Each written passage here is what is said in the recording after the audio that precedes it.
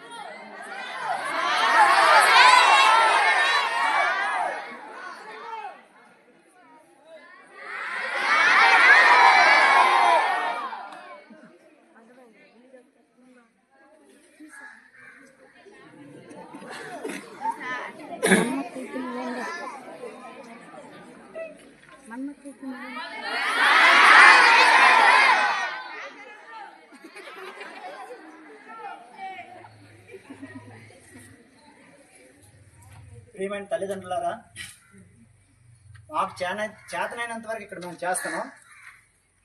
మీ పిల్లల్ని మీరు కనీసం కంట్రోల్ పెట్టకపోతే మీ స్కూల్కి పంపించిన వృధా అవుతుంది. ఎందుకంటే ఇక్కడ మా ఉపాధ్యాయులు మేము ఎంత కష్టపడి పనిచేసినా కూడా ఎలాంటి ప్రయోజనం ఉండదు. మీరు మీ పిల్లల్ని అద్దులో పెట్టుకోకపోతే మీరు పాఠశాలకు పంపించడం వృధా అవుతుంది. ఇది మైండ్లో పెట్టుకుని మీరందరూ కూడా మీ పిల్లల్ని చదువు కోసం పంపిస్తే శ్రద్ధగా ఇంటి దగ్గర చదివించండి. ఇంకా దేనికోసం అయితే పంపిస్తే పాఠశాలకు పంపించద్దు. ఇది నా యొక్క విజ్ఞప్తి.